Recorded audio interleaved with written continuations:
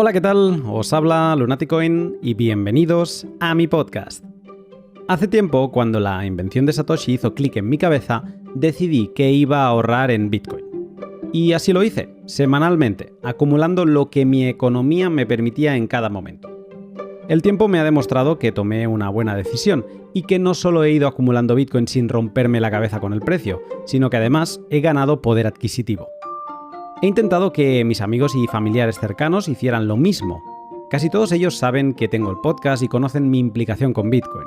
Y aun con todo, en la gran mayoría de casos me ha sido imposible que tomaran la pastilla naranja. Preguntándome el porqué de su razonamiento, me ha llevado a reflexionar sobre cómo ahorra la gente. Una vez consiguen apartar algo de euros o dólares, ¿qué hacen con ellos? ¿En qué los invierten para no diluir la recompensa de su trabajo con la inflación? ¿Qué ventajas presentan esos vehículos para ser tan populares frente a Bitcoin? Para hablar de todo esto, hoy me acompaña Carlos Santiso, con quien repasaremos cómo invierte la gente y qué desempeño han tenido los activos tradicionales en los últimos años. Todo, como no, alineado con Bitcoin. Te cuento más en un minuto, pero antes, un segundo para mis sponsors. Hodl Hodl es el lugar al que ir si quieres empezar a acumular Bitcoin de forma soberana desde casa y sin romperte la cabeza. Hodl Hodl es una plataforma web que funciona como un tablón de anuncios, pero lo que pasa es que está asegurado por Bitcoin. Tú posteas tu anuncio de compra-venta, Hodl Hodl crea un multifirma para que el vendedor deposite ahí sus Bitcoin, el comprador realiza el pago, el vendedor indica que ha recibido el pago y libera, junto con el comprador, esos Bitcoins. Si el vendedor, por ejemplo, recibe el pago y desaparece, se queda inactivo, entonces Hodl Hodl entra en acción, comprueba que efectivamente se ha realizado el pago y entonces libera los satoshis para que el comprador los reciba. Si no lo has utilizado nunca, no te dejes intimidar, sigue el link de la descripción y recuerda que si te registras utilizando el código Lunaticoin tendrás un descuento en comisiones para siempre. Y algo en lo que se puede también invertir tus euros, tus dólares, para acumular más Bitcoin es en minería. Y si hay un sitio en el que puedes aprender un montón sobre ello, es en Braiins. Como ya conté la semana pasada, Braiins es muchas cosas, pero hoy te voy a hablar de la que podría ser tu homepage, tu página de inicio, en tu navegador a partir de ahora. Estoy hablando del panel Mining Insights de Braiins. Esta web me tiene enamorado porque es un panel interactivo en el que estar informado de la temperatura actual de la minería. En concreto, me fijo siempre a diario en dos parámetros. El hash rate total de la red, cuántos mineros están ahora minando, y también en los sats por terahash y día. Esto es cuánto ganarías por cada terahash de máquina que tienes. Actualmente, hoy, está en 480, lo que significa que si, por ejemplo, tienes un S19 de 100 terahashes, estarías generando 48.000 sats al día. Y si quieres saber si tu equipo daría beneficios a pesar del coste eléctrico, tienes también una calculadora en la que ver qué equipos son rentables y cuáles no. Una maravilla el panel este de Insights.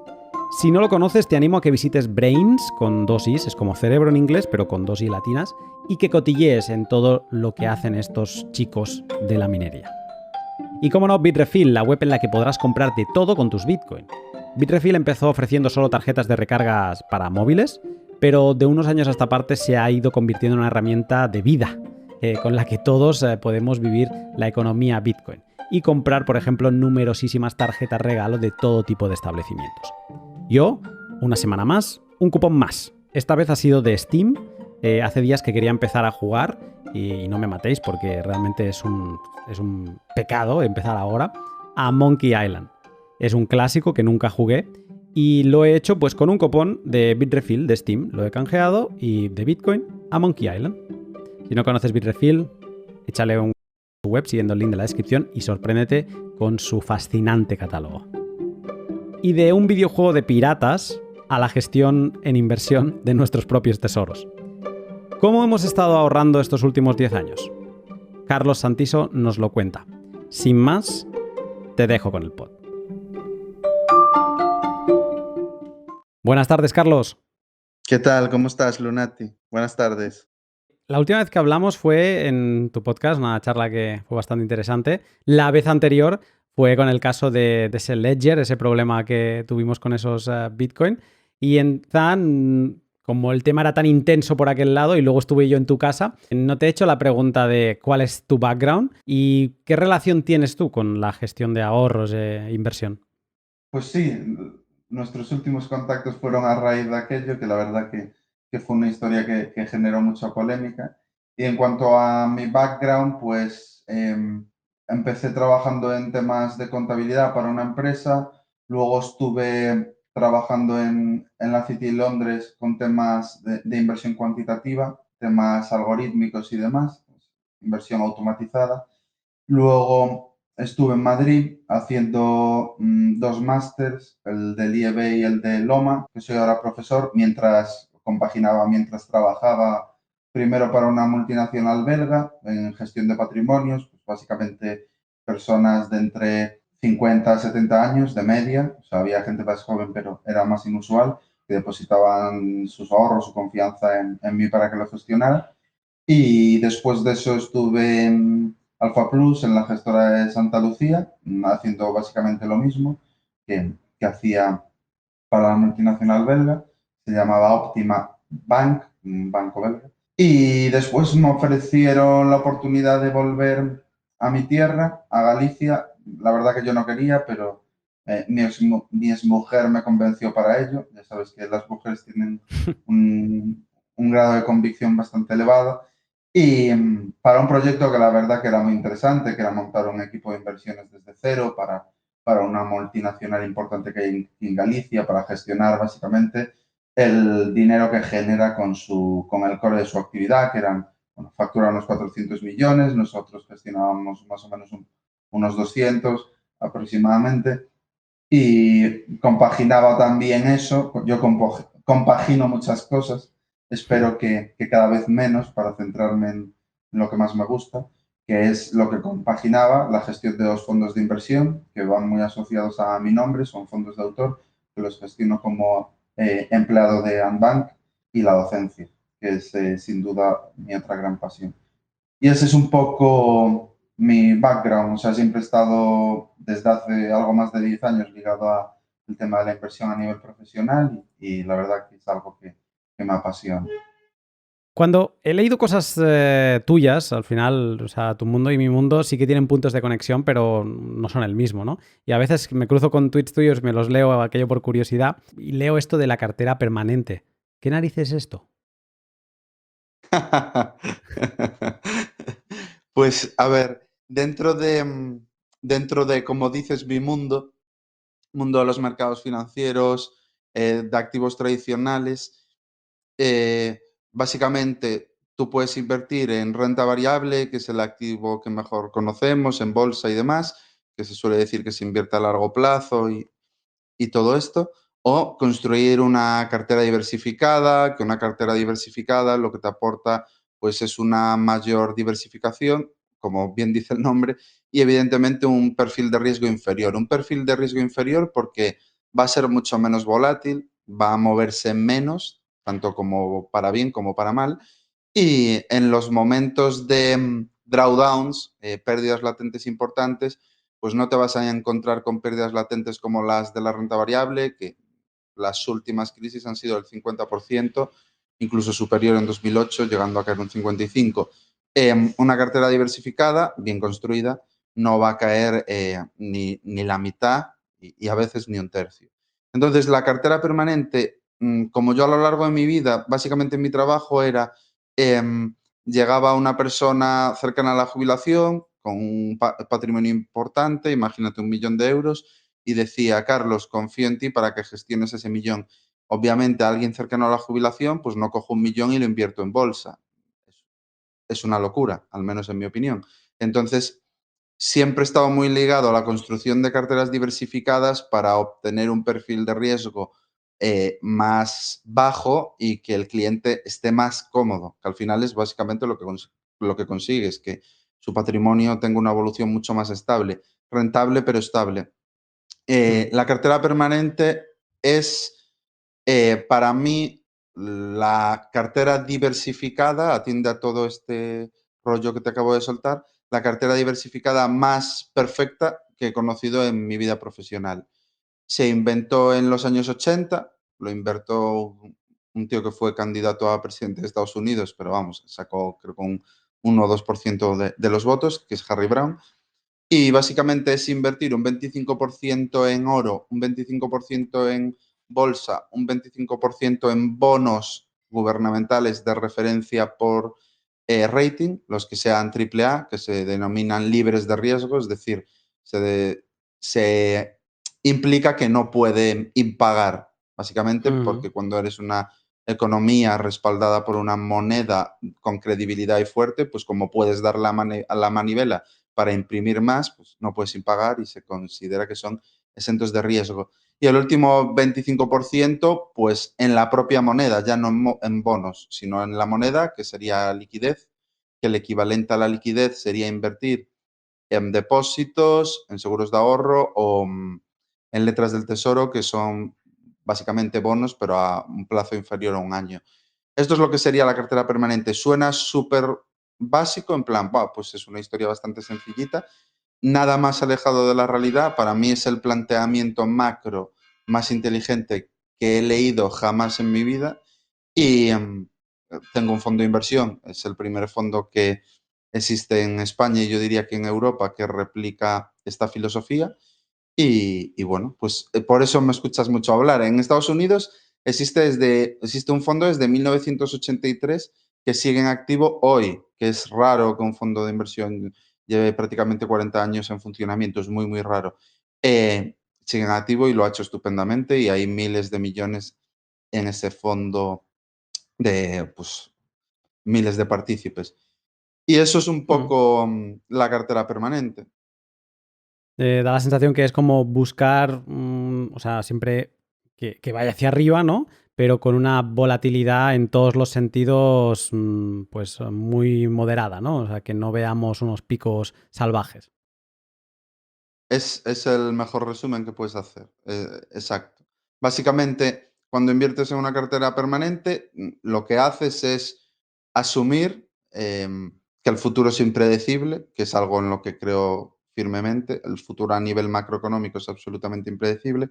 Y con una cartera permanente lo que consigues es que suceda lo que suceda en el entorno económico, sea cual sean los componentes de ciclo que tienes, pues deflación con tipos contenidos, deflación con tipos elevados, inflación con tipos por los... Da igual, sea cual sea la combinación de factores macro que tú te encuentres, la cartera la vaya a hacer razonablemente bien. Eso es el propósito de la cartera y básicamente lo que consigues con ella. A cambio renuncias a que no va a ser la cartera más rentable, no lo va a ser, pero sí la más estable.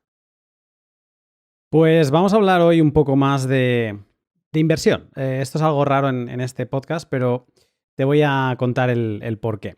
En los últimos 2 años he repetido mucho a amigos y familiares que quizá deberían ahorrar una parte de sus ingresos en Bitcoin.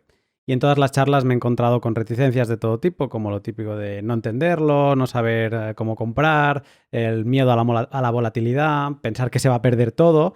Y luego también el que mucha gente me dice, bueno, pero eso luego será difícil de vender, ¿no? Y eso es un continuo, ¿no? Y hay mil historias por el estilo. Entiendo que es imposible que alguien tome la pastilla naranja de Bitcoin, o sea, que tú se lo puedas explicar y que digan, ah, vale, ya está, ya he entendido todo el aspecto monetario, económico, político, filosófico, porque al final Bitcoin es súper profundo. Pero pensándolo bien, y ahí es donde te contacté, dije, quizá estaría bien hacer una comparación entre Bitcoin y los modos de ahorro e inversión que ha estado utilizando la gente tradicionalmente. Y antes de entrar en qué cosas ha estado utilizando la gente para protegerse, por ejemplo, de la inflación, me viene la primera duda, que quizás es absurda, pero me rompió bastante la cabeza. Y es diferenciar entre ahorro y inversión, porque yo lo que hago con Bitcoin le llamo, yo digo que ahorro en Bitcoin, pero seguramente para mucha gente estoy invirtiendo en Bitcoin. Entonces, la primera pregunta sería esta tan simple. ¿Cómo diferenciamos ahorro de inversión? A ver, yo entiendo que tu frase de yo ahorro en Bitcoin es correcta, porque básicamente tu planteamiento con Bitcoin es que es una divisa, corrígeme si me equivoco, pero es una Ujú. divisa que sustituye potencialmente al euro. Entonces, en vez de ahorrar en euros y tenerlo en la cuenta corriente, ahí muerto de la risa, tú ahorras en Bitcoin. Es un equivalente, o sea, es Correcto. así. Entonces, es correcto lo que tú dices, ahorras en Bitcoin porque en tu caso interpretas que Bitcoin es el sustituto de la moneda fiat. Entonces, yo lo veo bien, o sea, es correcto. Invertir para mí es otra cosa. Imagínate que con esos Bitcoin, llegado un momento, pudieses comprar una acción, un fondo de inversión. Que quizás una acción ya se pueda, lo desconozco, pero un fondo no creo, pero quizás una acción ya se pueda. Digo directamente sin hacer el canje. En ese momento tú estarías invirtiendo. O sea, para mí ahorro es todo ese, toda esa actividad en la cual los ingresos superan al gasto de un mes y por lo tanto, pues tú tienes un superávit en euros o en Bitcoin y eso es ahorro, ese dinero que no gastas por encima de lo que ganas. Y luego la inversión, yo interpreto que es el uso que haces con tu moneda para rentabilizarla. Que esto imagino pues que una vez esté más asentado, más normalizado, más haya pasado un cierto tiempo en Bitcoin y la volatilidad se reduzca, imagino que es lo que sucederá. Eh, ¿Por qué invertimos?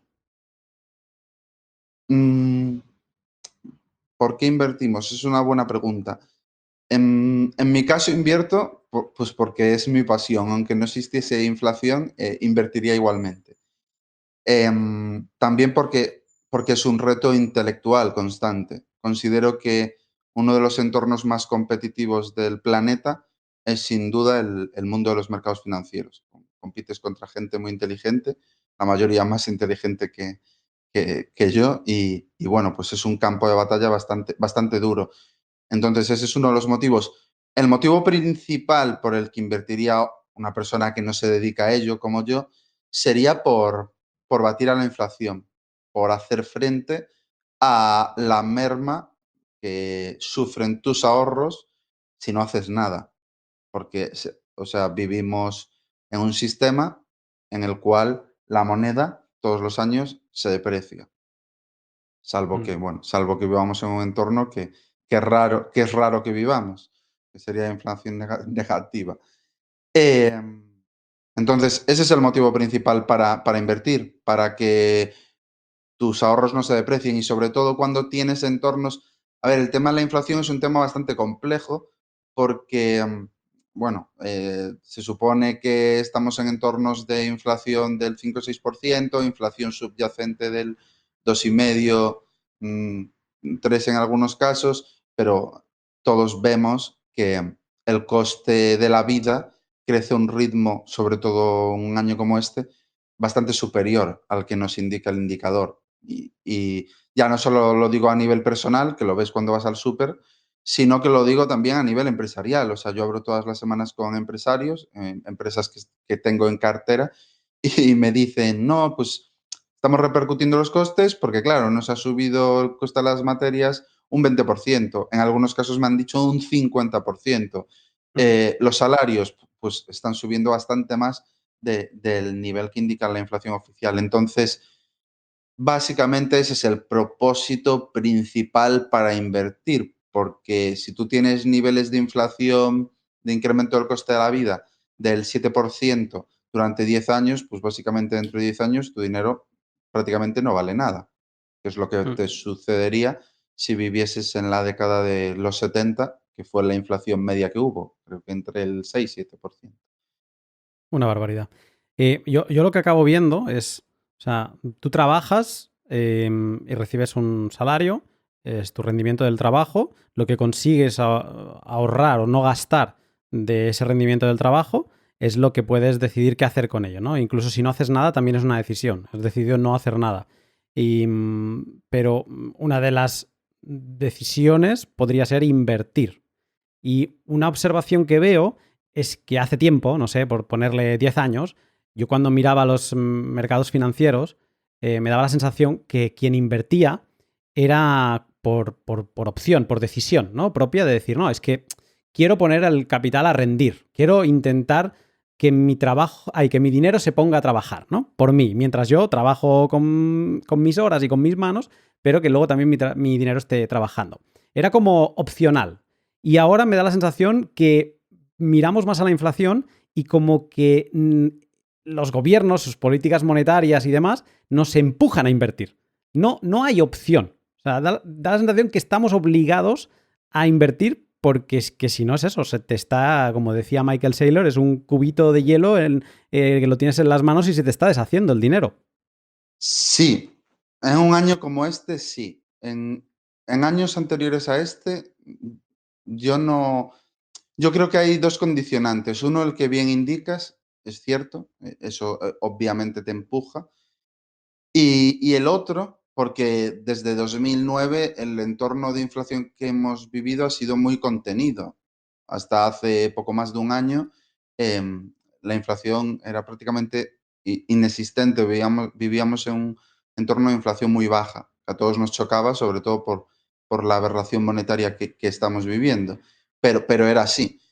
Y aún así, sí que cada vez existía una cultura de hay que invertir, bueno, cada vez existían más inversores noveles. Yo creo que por un lado es por el tema de la inflación, en años como este, pero por otro es porque desde 2009 las reglas de juego de los mercados han cambiado y ahora invertir es muchísimo más sencillo porque apenas hay caídas.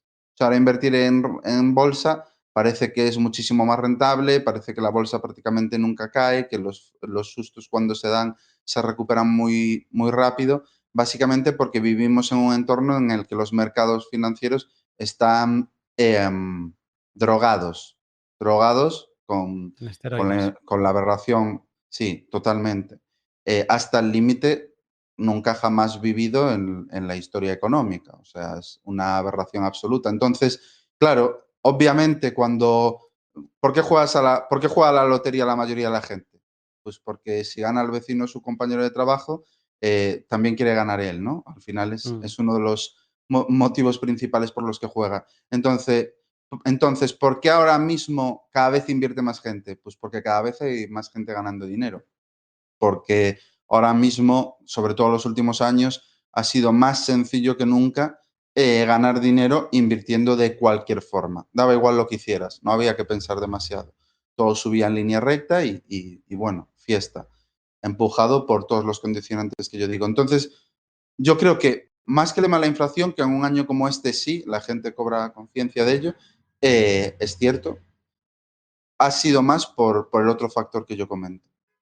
Me ha interesado esto que decía antes, ¿no? De ver cómo la gente ha invertido para ver si con algún tipo de comparativa con Bitcoin, si pudiera servir este documento para quizá que pudieran abrir los ojos a destinar pues, un porcentaje de su ahorro a Bitcoin, ¿no?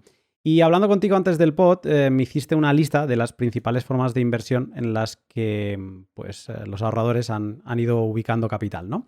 Esta lista es la siguiente. ¿Va? Me dijiste depósitos, renta fija, renta variable, rates, commodities, oro. Y luego también me dijiste que habían otro tipo de inversiones alternativas y, por ejemplo, plataformas también de crowdlending.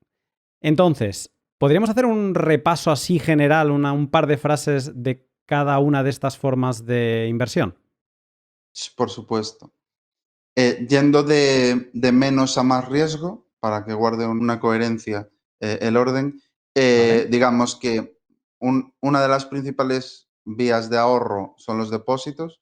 De hecho, es lo que mueve mayor cantidad de dinero. Aún a día de hoy, a pesar de que invertir en un depósito es una locura, sigue atesorando el mayor porcentaje con diferencia. Básicamente en un depósito, pues el banco te paga un porcentaje por prestarle dinero. Hoy en día ese porcentaje pues oscila desde el 0 hasta el 0,5, ponle, en el mejor de los escenarios. ¿Vale? Entonces, bueno, pues tiene sentido depositar tus euros durante 12 meses por un 0,5 en un entorno donde la inflación es del 5 o 6%. Para mí no mucho, pero sigue siendo una de las vías principales de ahorro. Otras serían los seguros de ahorro, que es el equivalente al depósito, pero en las aseguradoras, que pagan un poco más, e incluso el riesgo es menor, por lo que para mí siempre han sido más interesantes. Em, Luego, otra vía de ahorro sería la renta fija, aunque para el inversor de a pie como nosotros no suele ser una vía de ahorro muy utilizada, es una vía bastante más institucional. Digamos que para las personas de a pie, renta fija a través de fondos de inversión sí que es algo mucho más accesible y que básicamente, pues renta fija, si es renta fija corporativa, es una empresa que se está financiando y que tú le prestas dinero a cambio de un tipo de interés. Es básicamente lo mismo que el depósito, pero en vez de ser el banco, es una empresa. Tú haces de banco a la empresa, ¿no? Entonces, que tú le prestas el dinero a la empresa, ¿no? Vale. Es exactamente eso. A día de hoy, las empresas solventes también pagan cero, o sea que también pues lo mismo que los depósitos. Y el otro tipo de renta fija que hay es la renta fija gubernamental, que es lo mismo que el depósito, pero en este caso, en vez de ser el banco, es el Estado. El Estado te pide dinero y tú se lo prestas. A cambio de un tipo de interés que en estos momentos es a muchos plazos negativo. En el caso Son los de bonos. Alemania, los bonos, exacto, los bonos. En el caso de Alemania, pues a 10 años se financia al cero y a partir de ahí en adelante, pues ya en negativo. Entonces, bueno, pues le prestas el dinero a Alemania al cero y tú dices, ¿qué sentido puede tener eso? Bueno, pues puede tener el sentido de decir, uff, veo la cosa muy mal, que el gobierno alemán tenga mi dinero es uno de los destinos más seguros que puedo haber y entonces, pues a cambio de que no me pague nada, que me guarde mi dinero. Eso es uno de los. ¿Cómo reducirte costes de atesoramiento? Sí, porque, a ver, tú ten en cuenta que si tienes una cantidad importante de dinero, tenerlo en el banco en cuenta corriente o en depósitos no es una opción, porque solo estás cubierto hasta 100.000 euros. Ah. Entonces, claro, cuando tienes un patrimonio importante, tienes que buscar dónde guardarlo, que obviamente no va a ser debajo del colchón. Entonces, bueno, pues es uno de los canales que hay para ello. Para mí no tiene demasiado sentido, obviamente, pero es una de las explicaciones que hay detrás. Otra de las explicaciones que hay es, bueno, paga un cero a Alemania, pero tú tienes una visión súper negativa de la economía y crees que aún dentro de un año va a pagar menos. Entonces, si tú compras un bono al cero y acaba pagando dentro de un año un menos uno, ganas dinero. Si los tipos de interés están por debajo del nivel en el que compraste el bono, tú ganas. Es Entonces, bueno, alucinante. sí, sí, es una forma de especulación bastante, bastante importante.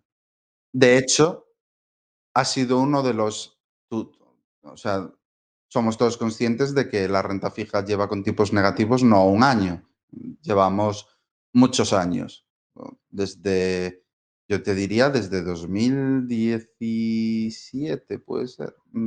Igual me falla la memoria, pero sus 5 o 6 años con tipos negativos bien los llevamos. Y bueno, es uno de los mercados donde más dinero se ha ganado. O sea, que tú compras un bono que paga negativo y ganaste dinero. Es por lo que te digo, porque lo compraste pagando negativo, pero lo vendiste antes que venciera pagando un más negativo. Entonces, esa es la forma en la que. En un mercado secundario. Exacto, así es. Es un sinsentido absoluto, pero bueno, son las reglas del juego del mundo actual que no tienen mucho sentido. Luego, ya nos iríamos a renta variable, que bueno, Mm. es el activo más conocido por todos, posiblemente sea uno de los activos más rentables y más interesantes. Pues al final es básicamente ceder tu capital a una empresa sin vencimiento, es decir, de forma perpetua, porque no es como un bono, que un bono tiene un vencimiento, yo te dejo este dinero y me lo devuelves en un año o dos, lo que denomine el bono, viene estipulado. Tú cuando inviertes en una acción estás poniendo tu capital en la empresa, pero no hay un vencimiento. La empresa no te lo va a devolver. Lo que tienes que hacer es vendérselo a otra persona que adquiere esas acciones a cambio de que su capital siga en la empresa. Entonces es un poco la diferencia que hay con la renta fija. Em, a cambio de esto tienes un mayor riesgo, bastante mayor riesgo que con renta fija, porque en caso de quiebra de una empresa, los tenedores de bonos cobran antes que los accionistas son los últimos, y es por eso que al tener mayor riesgo es más rentable. Básicamente es el resumen. Vale. Em, es un, Es una buena forma de combatir la inflación a muy largo plazo, o sea, a 10 años puedes quedarte por debajo de la inflación, puede suceder. Y bueno, pues al final es lo que la mayoría de la gente conoce. Tenemos los REITs o el mercado inmobiliario. Los REITs serían inmuebles cotizados, básicamente empresas que se dedican a invertir en inmuebles como objeto social, como core de su negocio, y esos inmuebles pues los suelen tener alquilados generando rentas y bueno, pues tú si eres accionista de un REIT, eres propietario en parte proporcional de esos inmuebles o terrenos. Vale. Y luego tienes el inmobiliario en directo, que es comprarte una casa con el objetivo de invertir y pues o venderla más cara o cobrar una renta de alquiler por ella. ¿Cómo nos gusta en España esto del inmobiliario en directo, eh? Sí, bufa. A mí personalmente no me gusta nada, pero sí, sí. Y eso que mi padre lleva 40 años dedicándose a eso, pero a mí no me gusta. ¿Es autóctono esto de España o no? ¿O es en todo el mundo? Da la sensación que en Estados Unidos también son bastante del ladrillo, pero vamos, si tuviera que evaluar la actitud de la gente frente a sus inversiones como desde España, o sea, desde un punto de vista España céntrico, da la sensación esto, que el ladrillo es la primera opción. ¿Es así en todos lados o no? En España, como bien dices, sí, es algo increíble. En el resto de Europa, no. De hecho, el porcentaje de personas que tienen en propiedad vivienda en España está muy, muy, muy, muy por encima de la media europea. Yo soy bastante más partidario de alquilar, aunque la gente diga, no, es quemar el dinero. Bueno, no, no lo veo del todo así, pero bueno, ya eso ya sería otra conversación. El oro tiene un riesgo equivalente al de la renta variable, más o menos, tiene la misma volatilidad y demás, y bueno, invertir en oro, pues para mí es una forma de protegerte, es como un seguro, que no tienes que pagar una cuota y en momentos en los que hay dudas sobre la solvencia de los estados o sobre la credibilidad de las monedas, lo va a hacer bien. Ese es el propósito para mí de incluir oro en una cartera.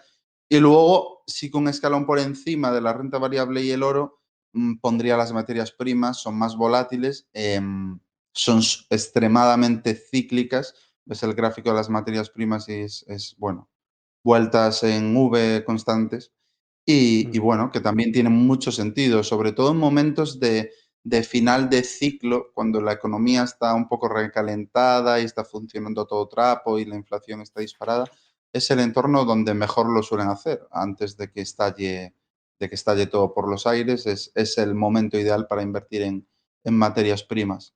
Y bueno, lo siguiente ya serían activos ilíquidos, activos más ilíquidos, como puede ser pues invertir en crowdlending, que básicamente es financiar pues a empresas no cotizadas o a personas físicas que a saber quiénes son, porque han salido plataformas de crowdlending como Setas y la mayoría me tienen dudosa credibilidad. O plataformas como Housers, que tan polémicas han sido y han dejado a varios miles de personas sin cobrar, que es financiar en conjunto la compra de un inmueble o para alquilar o para vender, o bueno, todas estas vías alternativas que a mí personalmente no me gustan nada y los veo poco regulados, básicamente. Por eso la mayoría están ubicados en países del este y demás.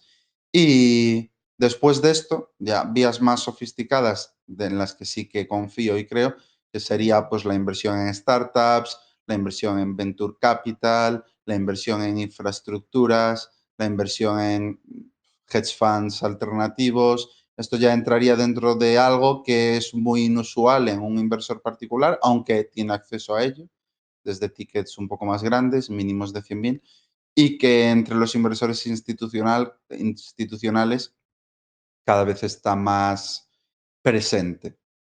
Y este sería el resumen. No considero, bueno, invertir, podríamos meter las criptomonedas, pero yo soy más partidario de pensar como tú. Al final, si compras la tesis de Bitcoin, para mí es más una forma de ahorro que de inversión. Pero bueno, también te digo que no soy para nada experto en criptomonedas, ¿eh? O sea Ujú. que mi opinión, como la de cualquier otro. Una definición de Bitcoin que yo quiero sumar aquí, para también tenerlo como en cuenta, es decir, que Bitcoin es un activo real, no tangible, con emisión finita. Creo que es de las cosas que más atrae a los que lo puedan ver ya no solo como un ahorro, sino como una inversión. Se diseñó para ser un cash electrónico peer-to-peer y en un inicio solo se podía conseguir por minería, pero ahora lo más normal es poderlo comprar en diferentes casas de cambio y empiezan a aparecer ya desde hace un tiempo, pero cada vez con más fuerza, lo que podríamos llamar un Bitcoin papel, ¿no? Como lo que vendría a ser el oro de inversión, el oro que se compra haciendo un clic, pues lo mismo pero con Bitcoin, un Bitcoin que no es que tú no eres el que custodia el activo real, sino que tienes un vehículo, un IOU, que es ese Bitcoin papel, al menos así le llamamos nosotros. Muy interesante de diferentes cosas de lo que has dicho, pero te voy a ir preguntando poco a poco. De todas estas formas de inversión, ¿cuáles crees que han sido las que más han atraído al pequeño inversor? Bueno, los depósitos, porque al final los números están ahí, siempre son como una de las principales, si no la principal, y, y la renta variable, es donde el inversor se ha movido más. Quizás en fondos de inversión de renta fija también ha habido bastante, pero bueno, en mi opinión, sin tener los números delante, por mi feeling, los grandes reyes han sido los depósitos y la renta. Bueno, y el inmobiliario, perdona, que hablaba más bien de los mercados electrónicos, pero sí, depósitos, renta variable e inmobiliario han sido los grandes reyes, digamos. ¿Qué te parece de esta gente que, y yo conozco bastante, que es que no lo tienen ni en depósitos, o sea, lo tienen en cuenta a la vista, se dedican a ir ahorrando lo que hablábamos antes, lo que le va sobrando de cada mes, irlo acumulando y ya, ¿no? Y así va pasando los años. Y no piensan inflaciones, no piensan nada, siempre piensa en ir acumulando volumen para algún día, pues, comprarse un piso o algo por el estilo. ¿Qué te parece esta manera de afrontar el ahorro? Uf, me parecen kamikazes. Me daría más miedo hacer eso que tirarme de un avión sin paracaídas, yo creo. A ver, al final, si estás acumulando dinero año tras año, todos tus ahorros en cuenta corriente a la vista, que es algo que no está remunerado y tiene el riesgo. Si ese banco quiebra, solo te cubre 100.000 euros. Entonces, tiene un riesgo para mí importante, porque la probabilidad de que quiebre un banco es bastante más elevada que la probabilidad de que quiebre una empresa de otro tipo, que no sea un banco. O sea, por historia, los bancos tienen más probabilidad de quiebra que las grandes empresas. O sea, hablo de empresas cotizadas. Obviamente, no tiene más probabilidad de quebrar Santander que una pyme. No es así, pero sí que tiene más probabilidad de quebrar el Santander que de que quiebre Inditex. Ya no te voy a decir las grandes como Amazon, pero Inditex, Viscofan, empresas pequeñas. Para mí tiene una probabilidad muchísimo mayor de quiebra por los eventos sistémicos que son totalmente inesperados y que bancos que parecía absolutamente imposible que quebrasen en 2008, pues quebraron todos con efecto dominó. Sí que es cierto que después de 2008, bueno, se ha puesto bastante el foco en incrementar la regulación, las exigencias de capital y la verdad es que ahora mismo las cosas en teoría se hacen bastante mejor de lo que se hacían antes, pero eso también ha repercutido enormemente en que los bancos europeos, que es donde la regulación es más exhaustiva, sean mucho menos rentables y eso también es un riesgo. Entonces, para mí, tener todos tus ahorros en el banco percibiendo una rentabilidad por el riesgo que asumes de un cero, es que no tiene ningún sentido. No se lo veo. Sería incapaz de defender esa tesis. ¿Cuánto tiempo más o menos es el que se calcula para mirar un retorno de inversión? ¿No? O sea, hay un periodo que es el normal, no sé si son un año o 5 años. ¿Hay algún periodo que sea como el establecido para mirar, para ver qué tal se han comportado? Sí, cuanto menor sea el riesgo, menor es el plazo. Al final, cada tipología de inversión tiene un horizonte temporal en el que invertir apropiado. Y cuanto más volátil sea, pues mayor debe ser el periodo en el que tú estés invertido. Entonces, pues por ejemplo, obviamente en un depósito y al final pues es un año o salvo que hagas depósitos a plazos superiores al año, pero básicamente es un año. En renta fija es el plazo en el que vence la inversión, que puede ser un año, dos, tres, cuatro, cinco, lo que tú determines, pero en los activos más de más riesgo, más rentables, la renta variable, pues el horizonte a invertir yo te diría que debería de ser como mínimo de 5 años y recomendable de 10, en mi opinión. Es así. Para invertir en inmobiliario, pues básicamente si tu enfoque es promotor, pues obviamente el plazo es mucho menor. En 2, 3 años puedes tener una rentabilidad muy interesante, pero si inviertes como una persona a pie, sin hacer de promotor, simplemente para comprar y vender o comprar, reformar y vender, yo estimo que el plazo debería de ser superior a los 3 años. Y si inviertes en inmobiliario para alquiler, pues ya tienes la rentabilidad desde el primer año. Luego, en oro, también te diría 5 o 10 años como mínimo, porque es muy similar a la renta variable. En materias primas, no, porque las materias primas son inversiones oportunísticas, no son inversiones a largo plazo. O sea, tú dejas tu dinero en materias primas durante 10 años y es bastante probable que cuando pasen 10 años estés plano, porque por lo que te dije, que suelen moverse en V. Pero no significa que estés plano porque no se han movido. Seguramente hayan subido un 500% por el camino, pero al final suben mucho para volver a caer. Entonces, no es el tipo de inversión que debería hacerse a largo plazo. Y luego el otro tipo de inversiones que te comentaba, más institucionales, que mi impresión, y no creo que me equivoque en esto, es que cada vez serán más accesibles para todo el mundo, lo que comentaba, startups, venture capital y demás. El plazo ya es 10 años, pero por obligación, ya no lo puedes sacar antes. Suelen ser un periodo, tú comprometes, imagínate, 100.000 euros y tienen 5 años para pedirte esos 100.000 euros, pueden pedírtelo todo en un año, lo normal es que te lo vayan pidiendo a lo largo de esos 5, a lo largo de esos 5 los van invirtiendo en proyectos, empresas, de lo que sea, o infraestructuras, lo que corresponda a la tipología que has invertido, y los siguientes 5 son una etapa de desinversión, donde las que han ido bien pues se empiezan a vender, las que han tardado más en ir bien se deja que maduren un poco más, etcétera, etcétera. Entonces ahí por obligación tienes que estar invertido un mínimo de 10 años. A veces hay prórrogas de 1 más 1, es decir, podrías estar 12, Mm. pero lo estándar es 10. Vale, voy a complementar esto que acabas de decir tú ahora con otra pregunta que creo que nos va a dar la imagen definitiva de todos estos vehículos de inversión. ¿Cómo se han comportado las diferentes formas de inversión? Has hablado, por ejemplo, de los depósitos, que venimos con cero, ceros y medios, renta fija gubernamental, hemos visto los negativos, la corporativa no sé cómo habrá ido, pero bueno, un poco desde la corporativa para abajo, ¿qué rentabilidades hemos visto en los últimos 5 o 10 años?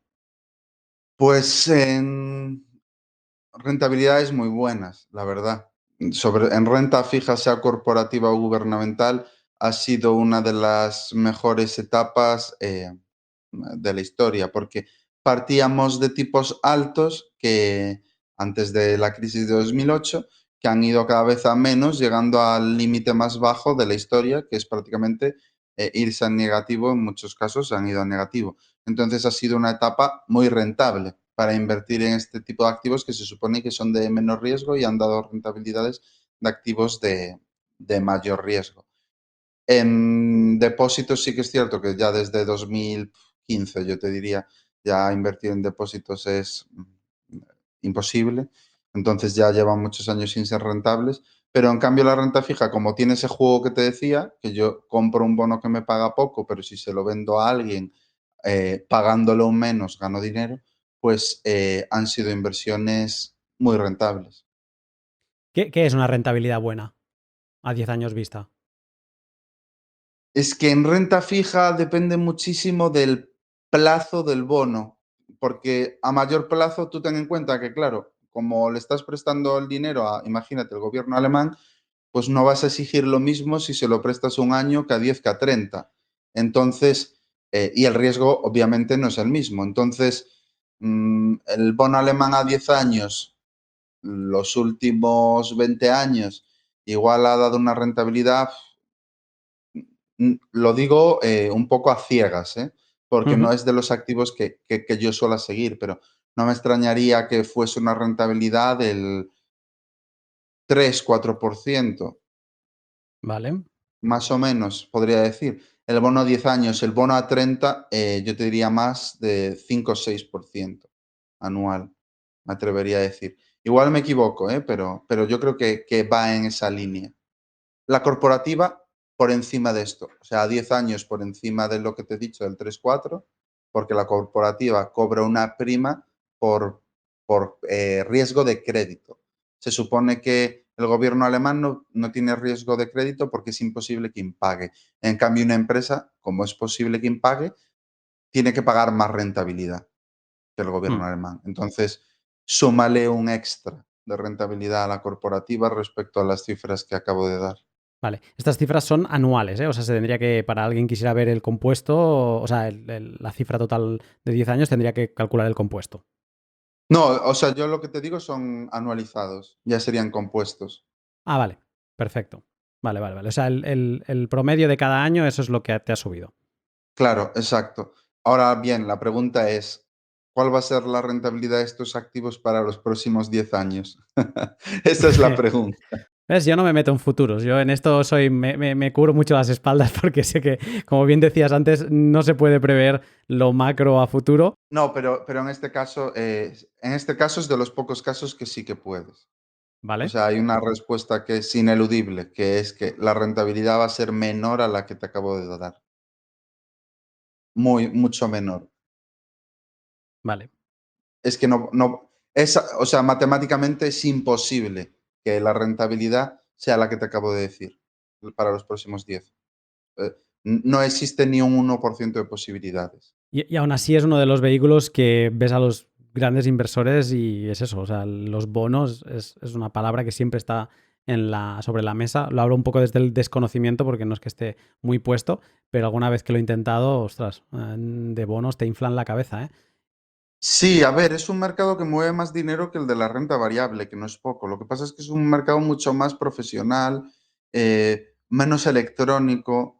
mm, los acuerdos para comprar un bono se cierran por teléfono, hablando con diferentes brokers, te dan precio y los cierras. O sea, tú no puedes hacer como con una acción que la compras y en microsegundos ya la tienes en tu poder. Es muy diferente.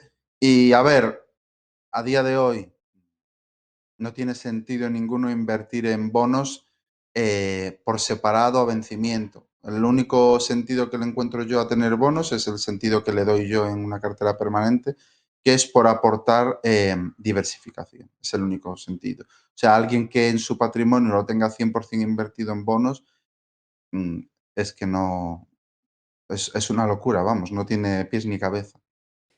¿Cómo se ha comportado el resto? Renta variable, rates, oro, commodities. Pues renta variable desde 1973, ponle un 9% anual, la Dios. americana, la europea un poco menos, un 7,5 aproximadamente, rondará, anualizado, claro. El oro, ahora me pillas con el oro, pero yo te diría parecido, también entre un 6 y un 8 anual desde el 73. Las materias primas, no te sabría decir. Es lo que hemos hablado antes, ¿no? Que va a picos y tienes que estar subido en el vagón correcto. Claro, sí, exacto. Entonces, la rentabilidad a largo plazo de las materias primas no tiene mucho sentido, entonces no. Y los rates, el inmobiliario cotizado, también ponle un 8-9% aproximadamente desde el 73, un poco menos del 9, no llega a la de la renta variable. Y luego las inversiones que te decía antes, no cotizadas, las que tienes que estar 10 años y demás, han sido las más rentables, siempre y cuando escojas con quién vas de la mano bien. O sea, las rentabilidades en los ilíquidos que se llaman, pues bueno, salvo que inviertas en infraestructuras, que es algo de corte más conservador, pero venture capital, startups, pues han estado por encima del 10 por término medio. Espero que estés disfrutando del pod con Carlos. Yo te interrumpo un momento para hablarte de mis otros dos sponsors. VPN es mi proveedor de VPN desde hace ya unos meses.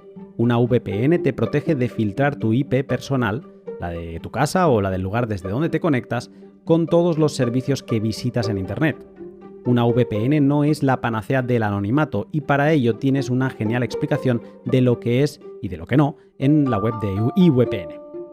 Lo que sí es, y por eso vale la pena tener una en todos tus dispositivos, es una herramienta de seguridad y también, por ejemplo, de privacidad, pero solo con algunos actores, como podría ser tu proveedor de Internet. Una de las herramientas que me encanta de IVPN es su Kill Switch. Un Kill Switch lo que te permite es que todo tu tráfico de todos tus dispositivos se canalice sí o sí por la VPN. Si en algún momento tu Wi-Fi se cae o la VPN deja de funcionar o si el ordenador se te reinicia y vuelve a arrancar o lo que sea, si tienes el Kill Switch activado, nada de tu tráfico abandonará la VPN, con lo que en ningún momento, con ningún servicio, tu IP será filtrada. Si todavía navegas con tu IP desnuda por internet, échale un vistazo a IVPN siguiendo el link de la descripción y ya verás qué genial esto de poder pagarla con Bitcoin. ¿Quieres tomar un préstamo y garantizarlo con parte de tus Bitcoin? Lend de Hodl Hodl te permite exactamente eso, sin interactuar con ninguna empresa prestamista y teniendo relaciones únicamente con otros particulares. Lend hace como Hodl Hodl y solo supervisa que todo vaya bien, apoyándose en las multifirmas de Bitcoin. Si tienes stablecoins cogiendo polvo, en Lend también las puedes prestar y sacarles un buen interés mientras tu deuda la respalda Bitcoin del prestatario. Todo sin tocar el sistema legacy bancario ni un milisegundo, sin miradas cansinas de tu banquero que pregunta qué narices es esto. Rápido y en el ciberespacio. Échale un vistazo a Lend siguiendo el link de la descripción y ya verás que te gustará. Lo que claro, aquí estoy viendo, o sea, todo el mundo si le das un papel y le enseñas solo las rentabilidades van a decir, no, yo quiero irme con Venture Capital, porque estamos hablando de un 10, ¿no? ¿Para qué me voy a ir a un 0 o a un negativo? Y aquí es donde aparece el otro componente que lo mencionabas tú antes, que es el ticket, ¿no? O la inversión mínima de cada uno de estos vehículos. Entonces, Venture Capital habías hablado de pues que con menos de 100.000 euros no vas a ningún lado, ¿no? O startups y demás. Entonces, sí, estamos alejando al pequeño inversor de este escalafón. ¿Qué tal el resto? ¿Cuál sería de los que tienen mayor rentabilidad el que sigue siendo más accesible? Pues, a ver, los ilíquidos son poco accesibles, es una realidad, pero yo creo que cada vez lo serán más, ¿eh? Porque, bueno, son activos muy interesantes. Tampoco son el santo grial, puedes llevarte sorpresas desagradables como en todo, o sea, en renta variable. La gente dice, no, la renta variable sube siempre a largo plazo y para nada, no tiene por qué. Pues en los ilíquidos igual, o sea, puedes salirte rana y quedarte con cara de, pues no pasó lo que ponía en mi Excel. Renta fija es inaccesible, depósitos y seguros de ahorro evidentemente son muy accesibles y renta variable es el mercado prácticamente más accesible con el de los fondos. Así es, invertir en oro también es muy accesible. Hoy en día, salvo los ilíquidos y la renta fija, yo te diría que es invertible, o sea, es accesible invertir en cualquier tipología de inversión. Desde 1.000 euros, estamos hablando, desde 500. Desde 100 incluso. O sea, todos los que renta variable, pues puedes invertir desde 100, en depósitos evidentemente también, en rates también, prácticamente en todo. O sea, hoy en día y en fondos también. Hoy en día la inversión es muy accesible. O sea, desde luego que no es cosa de ricos, que es lo que se entendía antes, ¿no? Invierte en bolsa gente que es rica. Para nada, a día de hoy no. Yo he preparado unos datos aquí para comentar contigo, porque claro, estamos aquí haciendo esta comparativa con Bitcoin. Y bueno, Bitcoin no tiene cantidad mínima, más que la que te pueda exigir si lo compras en una casa de cambio, pues la casa de cambio, que a veces son 10 euros, algunos te aceptan 5, y algunos te aceptan que lo atomices, como si quieres comprar 10 céntimos. Entonces el mínimo estaría por el suelo y ya por no hablar que le estés comprando a otro bitcoiner, ¿no? En la calle, oye, te puedo comprar 5,34 euros, pues también se puede, ¿no? Entonces, por la parte de la compra mínima, todo el mundo puede comprar Bitcoin o ahorrar en Bitcoin. Periodo, no hay periodo. Eso es lo que tú quieras ponerle, aunque hay que tener en cuenta la volatilidad de Bitcoin. Ahora hablaré más adelante de ella. Y quizá el dato, que me gustará saber tu opinión, tu reacción, el dato más llamativo es la rentabilidad. Yo no lo he anualizado, pero sí que he ido haciendo como escalones desde un momento en la historia de Bitcoin hasta ahora, ¿no? ¿Cuál ha sido el rendimiento que ha dado? Entonces, por ejemplo, si me voy un año atrás, ahora que Bitcoin, de hecho, me gusta que estemos grabando este pod ahora, que no estemos en un momento de alto histórico, porque da la sensación que entonces es claro que los números salen bien. No, ahora venimos de una caída del 50% desde el alto histórico, que fue en noviembre, creo. No, en noviembre, no, no sé, sería en octubre. Es que no lo sé, porque no me fijo mucho en el precio, pero creo que es por ese momento, más o menos. Entonces, hemos caído un 50% y las cifras que voy a decir ahora están hechas con el precio actual, ¿vale? Antes del podcast yo lo he mirado y estábamos a $38.000 y esas son las cifras con las que he calculado. Pues con respecto a hace un año, Bitcoin ha subido un 10% en valor dólar. Con hace dos ha subido, hace un año estaba a 34.300, ¿vale? Exactamente. Hace dos ha subido un 400%. Estaba en enero de 2020 a 8.350. Hace 5 años estaba a $790. Por lo tanto, ha subido un 5.200%. Y bueno, ya si miramos hace 10 años, que era una cifra que también mencionabas antes en esos vehículos de inversión, estaba a $7. El rendimiento ha sido del 600.000%. Creo que el miedo a Bitcoin es en gran parte por desconocimiento, pero, ostras, ves estas cifras y dices, incluso ahora, con un 50% de caída, pero comparado con hace un año, estamos a un 10% de subida. Obviamente, si compraste hace 4 meses, estás 50% bajo el agua. Y eso me lleva a hablar de volatilidad. O sea, Bitcoin, si una característica tiene, es que es muy volátil. Entonces, yo he calculado picos o sea, subidas y bajadas. Y, por ejemplo, he empezado también hace 10 años. De enero de 2012 a febrero de 2012, solo en un mes, tuvo una caída del 41%, de $7 a 4. Luego, desde esos 4, subió hasta 233 en abril de 2013. Eso es una subida del 5.500%. Luego, en julio, apenas 3 meses más tarde, cayó un 73%. En diciembre, pues de nuevo, 5 meses después, subió un 1.700% porque se fue a los $1.100. A partir de ahí, tardó 2 años en llegar al suelo, que fueron, un año y un mes, y fue un menos 87%, para luego volver a subir, diciembre de 2017. Este fue una subida importante de un 12.700%, porque llegó a los $20.000, para caer en diciembre de 2018 a $3.000, otra caída del 83%, y ahora el pico, sí, efectivamente, noviembre de 2021, $69.000, otra subida del 2.000%. Claro, si entras con mentalidad de inversor a Bitcoin, no de ahorrador, y con una mentalidad de entrar y salir rápido, seguramente te estés equivocando o debes mentalizarte que es algo muy riesgoso. Pero con una mentalidad que también le llamamos hodler, ostras, o sea, si tú te tomas, yo creo que no hay plazos de 3 años que alguien haya podido entrar en 3 años y que se haya quedado por debajo del valor en el que entró. Creo, o sea, quizás estoy siendo optimista con 3 años, pero con 4 seguro. Viendo todo esto que te acabo de decir, ¿qué cara se te queda? A ver, a mí el tema de analizar las rentabilidades no casa mucho con mi forma de ver las inversiones.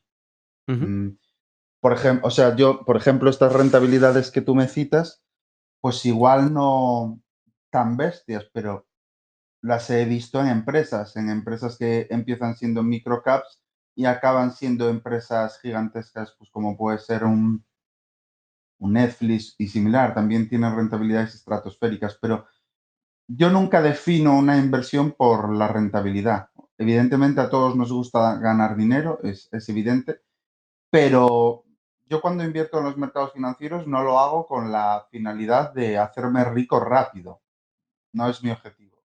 Mi objetivo es que mi patrimonio crezca a un ritmo que para mí sea satisfactorio y que me permita complementar mi día a día, el trabajo de mi día a día que me gusta y entonces tampoco tengo necesidad de llegar a lo que se denomina independencia financiera y equivalente. Entonces, bueno, pues yo veo las rentabilidades y no pienso, Dios mío, ojalá hubiera invertido en Bitcoin, pues porque no es el objetivo mío cuando invierto tener revalorizaciones astronómicas. Yo invierto en empresas, compro la historia de la empresa, necesito tener convicción absoluta, invierto en lo que me siento cómodo y me reporta precisamente lo que busco. Para mí, Bitcoin, cuando inviertes, si tienes la convicción de ser holder, de ser inversor en Bitcoin, es otra cosa que no es la rentabilidad, es la historia que subyace detrás de todo ello, sobre todo la historia macroeconómica que es muy potente, la historia de la aberración monetaria que se ha cometido desde agosto de 2009, es muchísimas cosas con las que yo estoy de acuerdo, pero para mí no es la rentabilidad. Rentabilidades estratosféricas, pues también han tenido otras criptomonedas como puede ser, no sé, Shiba, que, pues por ejemplo, yo me acuerdo cuando estaba firmando mi libro hace un año, que vino un chaval de 13 14 años, hace año y pico, y me dijo, yo quiero invertir en Shiba, es el futuro, etcétera, etcétera. Yo no sabía ni qué era. A día de hoy sé qué es porque me lo dijo ese niño en ese momento. Y, y creo que la rentabilidad que tuvo desde que él me lo dijo hasta hace 3 meses también fue de, no sé, 50.000%, un 100.000%, o sea, una barbaridad. Y para mí, a pesar de que ha sido una inversión increíblemente rentable y que si el chaval hubiese invertido 1.000 euros, no sé cuánto invirtió, pero ahora sería multimillonario,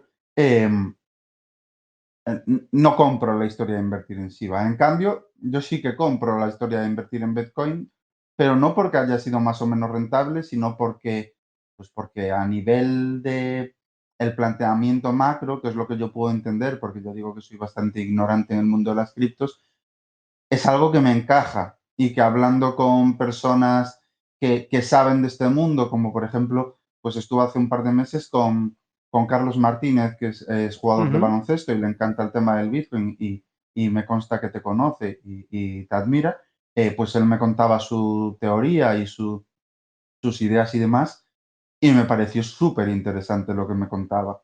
Hay ciertas cosas en las que puedo estar más de acuerdo que en otras, pero me pareció súper interesante. Entonces, a ver, las rentabilidades a mí, yo no soy impresionable en ese aspecto, ya te lo digo, pero porque tengo una forma de entender la inversión muy peculiar y no me dejo nunca guiar por esas cosas, porque sé que rentabilidades pasadas no garantizan rentabilidades futuras y es algo que tengo grabado a fuego y que sé que es una gran realidad. Entonces, bueno, pues obviamente quien haya tenido la visión para invertir en Bitcoin hace años, pues sole sus narices, sobre todo si es una inversión que se ha hecho con cabeza, como es en tu caso, que es una inversión documentada, trabajada y demás. Eso es algo que admiro. Lo que no admiro es gente que invierte en Bitcoin y tiene rentabilidades del 4.000, 5.000% sin tener ni la más remota idea de lo que está haciendo. Eso ni Mm. lo admiro ni nunca lo admiraré. Entonces, bueno, esta es mi visión sobre el tema de las rentabilidades, que es evidente que son estratosféricas, pero que a mí nunca me va a llamar Bitcoin por eso. O sea, jamás invertiré en un activo porque sea muy rentable. Me llama, pues, muchas otras cosas que escucho o que nos contaste tú en nuestro podcast o que me cuenta gente que considero muy inteligente. Eso sí que me llama la atención mucho más que la rentabilidad. Me gusta esto que dices y de hecho este pot es un poco... o sea, nunca hablo de invertir en Bitcoin porque no creo en volver a nada. O sea, mi camino es de ida, no es de vuelta, por lo tanto no hay inversión. Es como tú bien decías, ahorro. pero esta parte de las cifras me sirve para todos esos escépticos que quizá, yo lo digo, o sea, yo entré por el dinero, me quedé por la revolución. Eso es un poco, ¿no? El intentar a ver si quizá con cifras, porque puestos a comparar y puestos a hablar de inversiones, pues venga, vamos a poner cifras parecidas sobre la mesa para que a ver si alguien se despierta como lo hice yo. Me gusta lo que me dices porque te voy a dar otros datos, que veo que en Bitcoin es bastante distinto desde cualquier punto, desde el punto de vista inversor, ahorrador, o como quieras llamarle. Bitcoin yo le llamé hace no mucho que es dinero vago, lazy money, porque lo ahorras y ya está. O sea, no necesita dedicación alguna.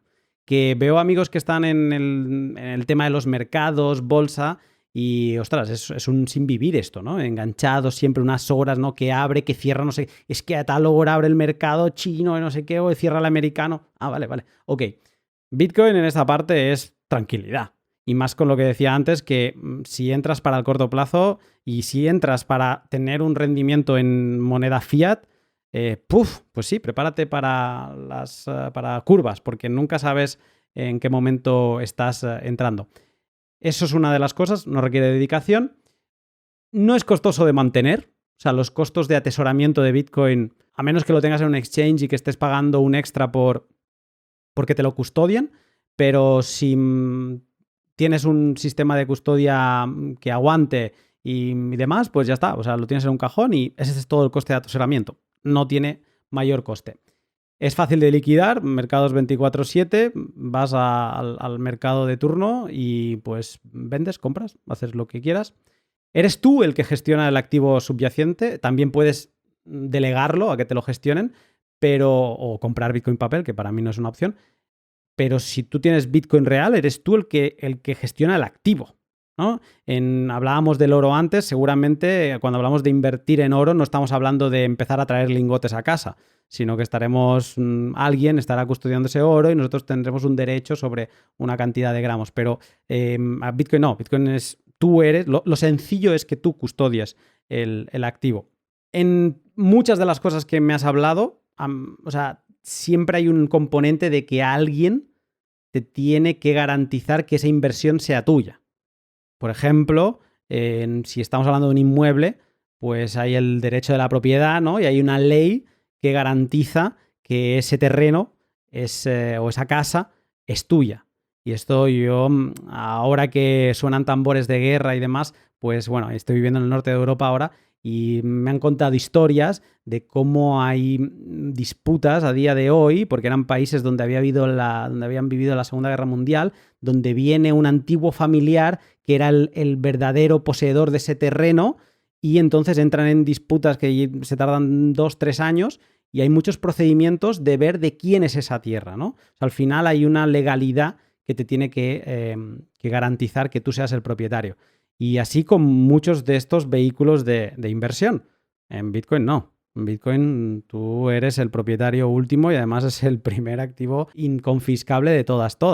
Te podrán torturar, te podrán hacer lo que quieras, pero si tú no sueltas prenda con tu clave privada o no te la hackean, que esto quizás es algo que, que sí que tú sabes de ello, ese activo es tuyo. No hay más, ¿no? Y también otra cosa que a mí me parece muy atractiva es que Bitcoin a día de hoy, igual que también seguramente puedes hacer con el oro físico, se puede acumular sin ceder tus datos. Tú puedes tener una riqueza acumulada sin que nadie, absolutamente nadie, sepa que la tienes y pasar desapercibido. Estas propiedades quizás sí que son más interesantes, ¿no, Carlos?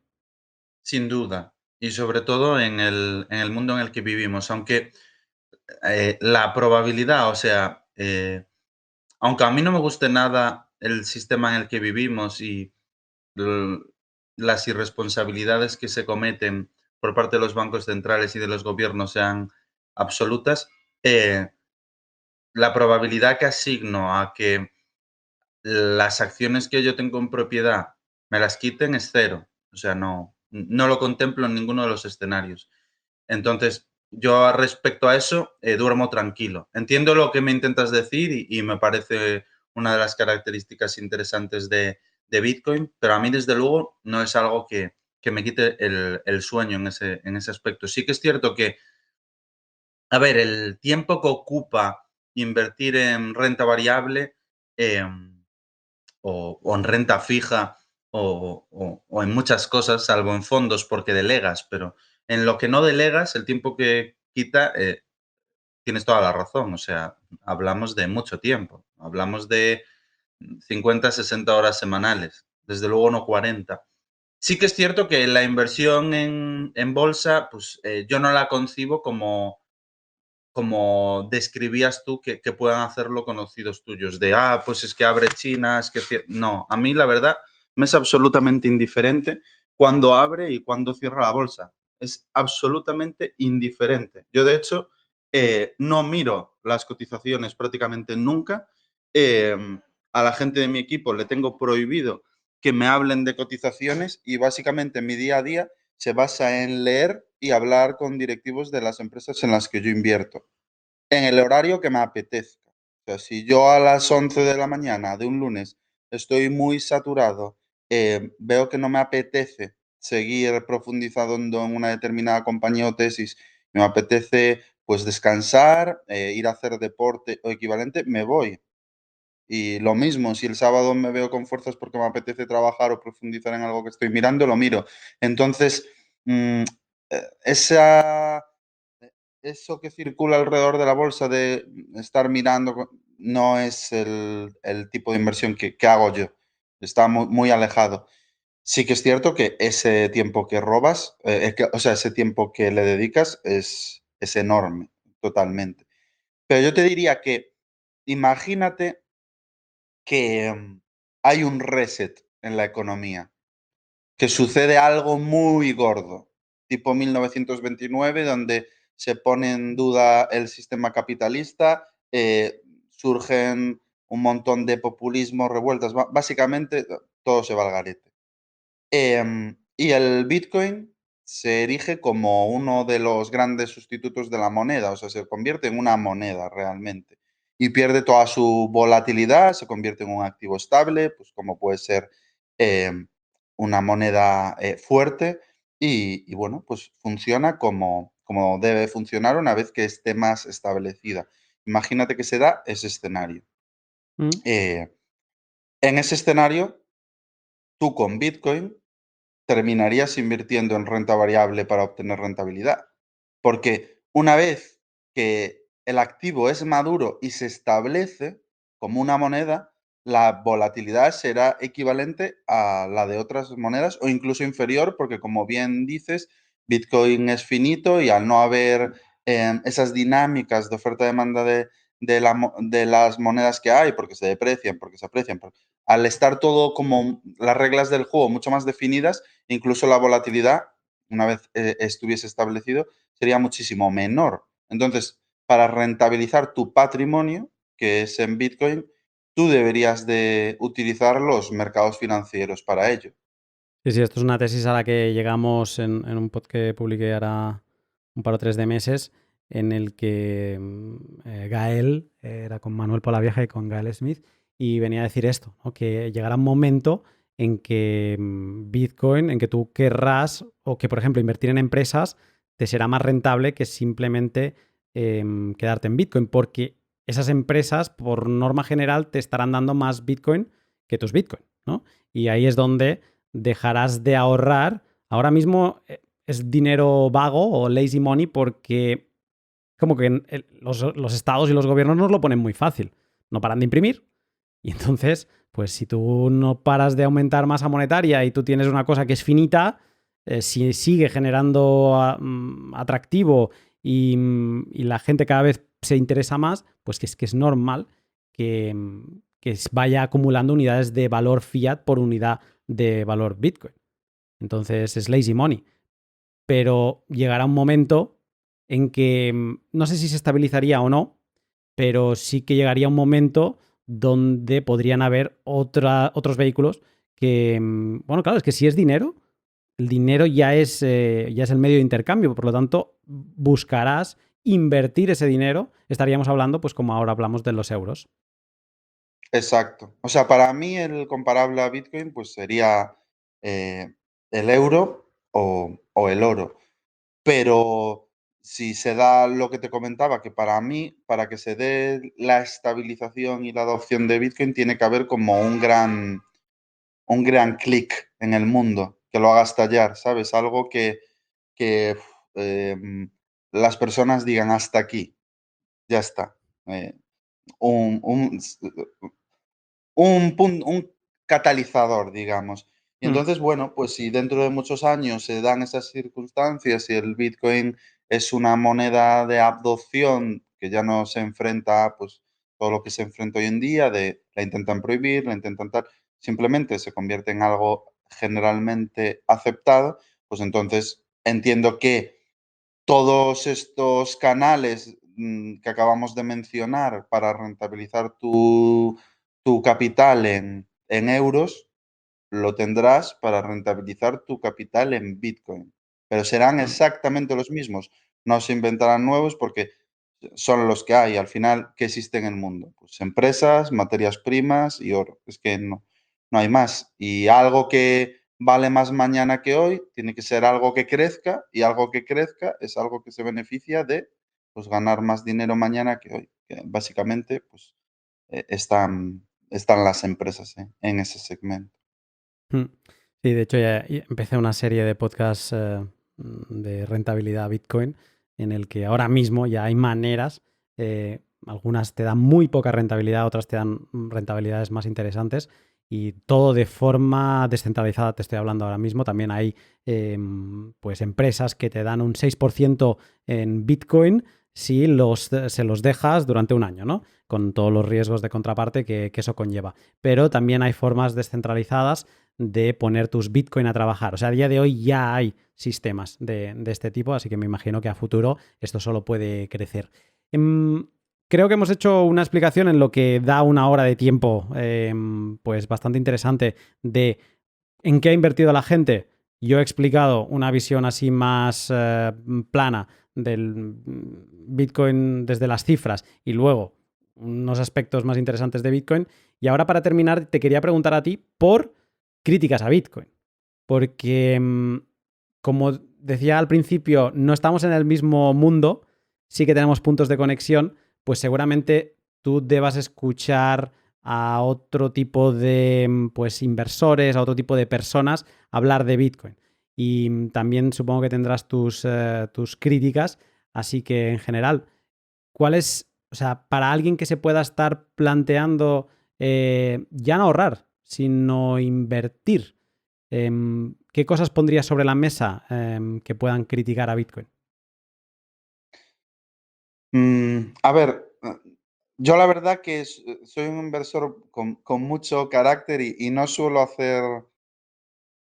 leer ni hacer demasiado caso de las opiniones ajenas, salvo de inversores muy contados que admiro mucho y en ese caso pues me leo algo de lo que sacan, pero nunca influencian mi forma de pensar ni de invertir. La verdad que suelo ir bastante contracorriente. Em, Añadir a esto que también, pues, no me considero que tenga los conocimientos suficientes como para criticar Bitcoin. Entonces, es algo que no hago. No critico Bitcoin, igual que no critico ningún tipo de forma de inversión porque, mm, es que soy una persona con la mente muy abierta y no entiendo que no vivimos en una guerra de, mi forma de invertir es mejor que la tuya o no, eso no casa con mi personalidad. Dicho esto, desde mi ignorancia, los puntos de crítica que puedo encontrar a Bitcoin. Uno, la tecnología creo que puede avanzar a un ritmo que nuestra mente a día de hoy no es capaz de vislumbrar. Entonces, no sé si en un futuro, con todo este tema sé que ha salido en algunos periódicos y eso para mí siempre resta credibilidad a algo que pienso yo, pero aún así es algo que sí que pienso. Entonces, pensando en esos ordenadores cuánticos, en algo que nuestra cabeza a día de hoy aún no puede ni siquiera vislumbrar, algo que es 100% electrónico, no sé si en determinado momento podría llegar a ser manipulable. No digo un caso como el mío, que un caso como el mío, pues está claro que algo extraño sucedió, pues venía manipulado el monedero, lo que sucediese. No creo que fuese una culpa. O sea, sé que no fue culpa del propio Bitcoin, sino de lo que hay alrededor de Bitcoin. Pero esa es una de las cosas que a mí me genera más dudas, más incomodidad si invirtiese. Luego otra, que esta lo comentaba con Carlos Martínez.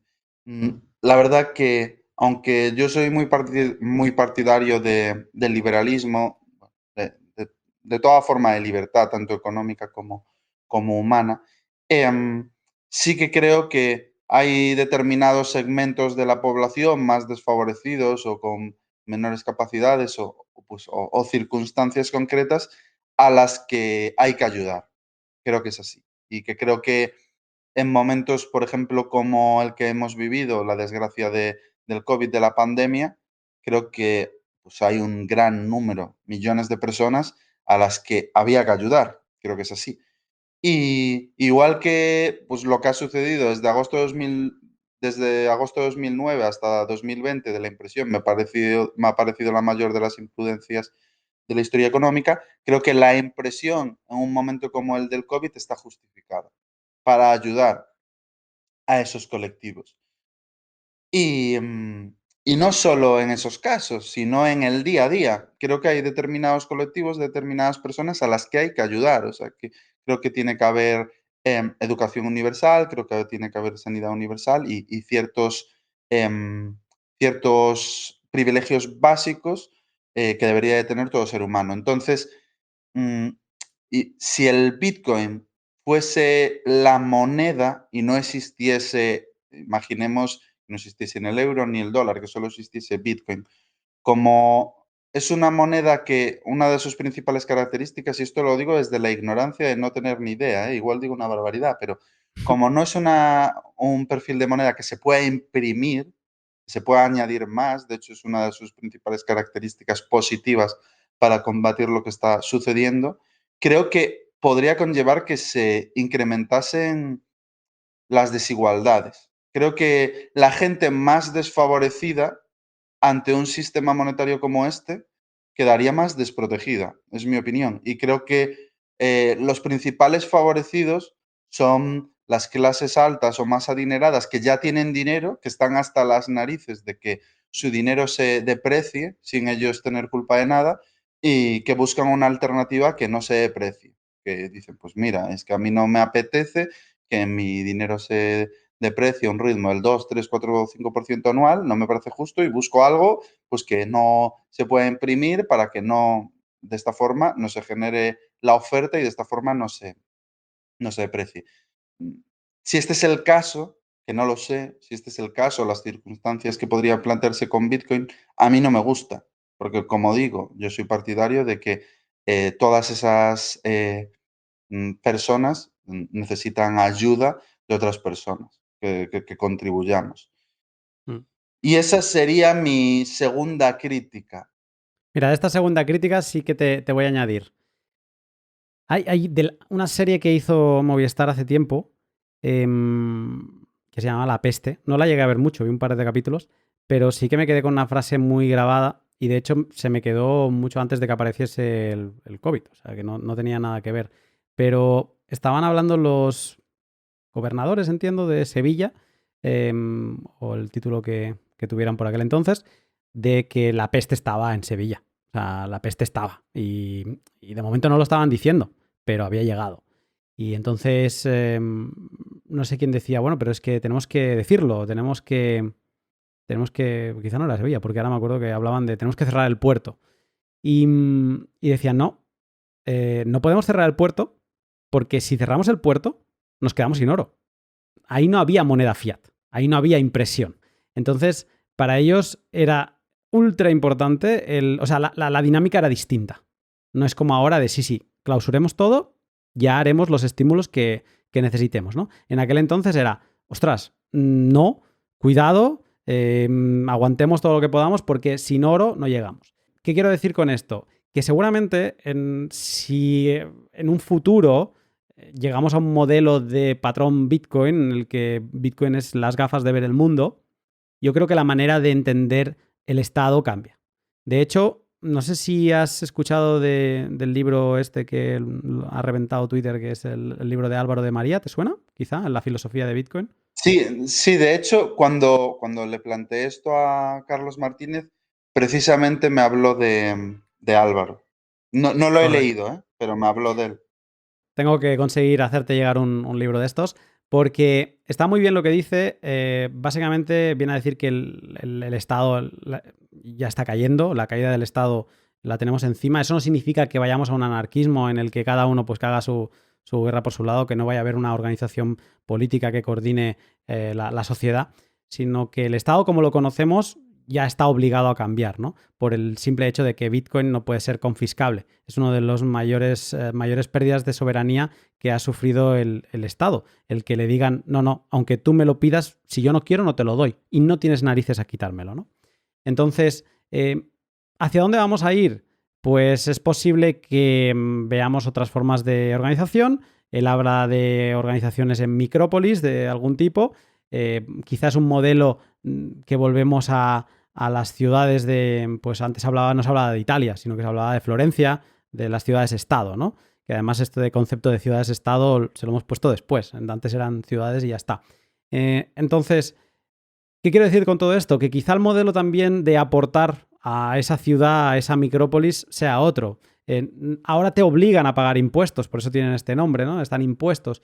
En ese tipo de modelo con Bitcoin en el que no te pueden obligar, si no quieres pagar, no vas a pagar, pero que sea algún tipo de servicio. O sea, tú pagas por servicios y pagas por tu sanidad y pagas por tu seguridad. Quieres vivir en esa ciudad, quieres tener la mejor sanidad y esa ciudad es la que tiene la mejor sanidad, pues al final acabas pagando ese extra, ¿no? Y con ese capital que va entrando, pues igualmente se puede ayudar en momentos de crisis y se puede destinar pues a los más desfavorecidos, si es lo que la ciudad decide, ¿no? Entonces, creo que es muy difícil pensar el cómo sería el futuro, porque creo que cambiaría mucho, pero creo que llegado el caso, esa crítica número 2 tendría fácil solución. Yo sin poder incrementar, o sea, es que al final no lo sé, ¿eh? Porque tiene muchísimas implicaciones y demás, pero sin poder incrementar la oferta, me parece complicado para la gente más necesitada. Mm, Al final, el mundo es deficitario porque los recursos son limitados. Entonces, el mundo funciona con deuda porque básicamente no hay recursos para todos. Es como yo lo veo. Entonces, si no existiese deuda, si no existiese esa impresión, yo creo que quedaría mucha gente fuera de juego. Para mí es la gran crítica que yo le veo, porque yo ya te digo que tengo una forma de pensar muy concreta y que para mí, pues el tema de ayudar es muy importante. Sí que desde luego no considero que estemos ayudando por pagar más del 50% de lo que ganamos sin impuestos. No, no, no. O sea, no es lo que estoy diciendo. Me parece abusivo el sistema impositivo español. Creo que en otros países no es tan confiscatorio porque ya no solo los impuestos que pagas por IRPF, son muchísimas más cosas, el coste de la empresa, el coste del trabajador, seguridad social, los impuestos. Carlos, una tontería.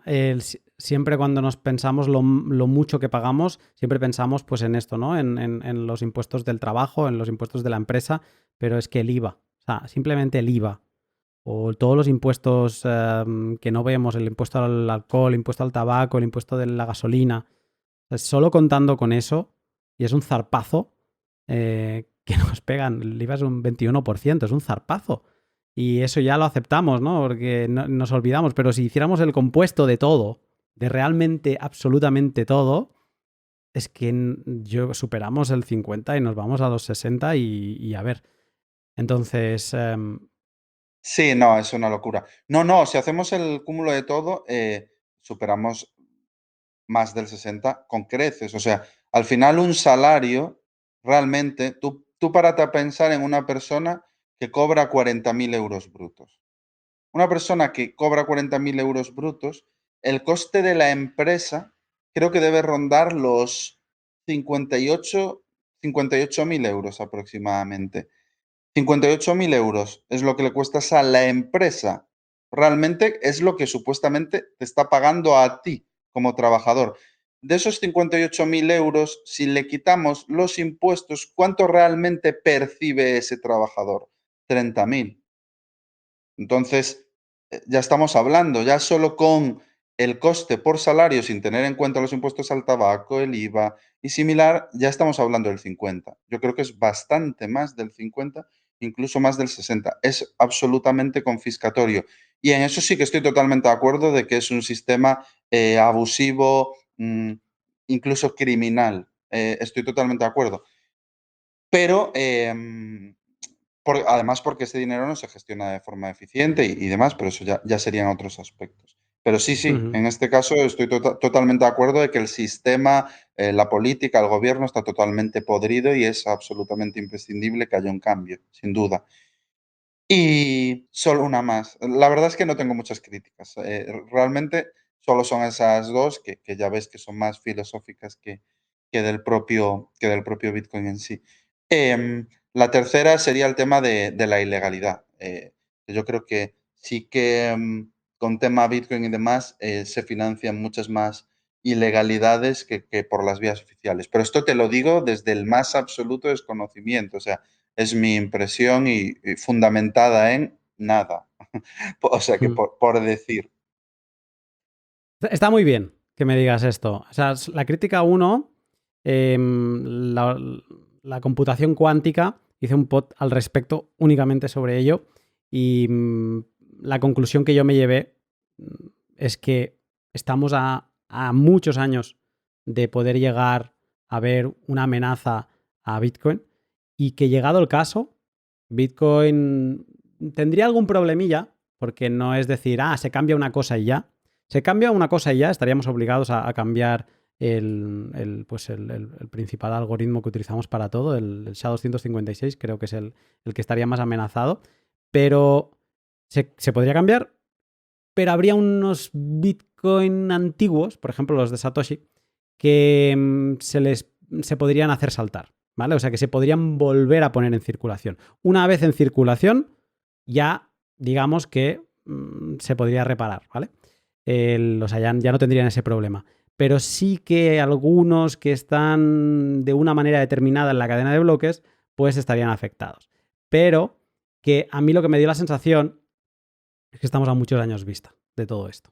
Pero bueno, entiendo que desde fuera y sin, digamos, profundizar, que pueda ser un miedo, porque al final esto es tecnología, y una crítica que le escuchaba una vez a un Goldback es que él quiere acumular algo que si quita la electricidad no se apague, ¿no? Que siga estando allí sin electricidad, ¿no? Entonces, yo entiendo que obviamente no tiene todos los argumentos perfectos, para mí sí, pero que entiendo que para mucha gente pues, puedan quedar dudas y una de ellas es siempre la computación cuántica.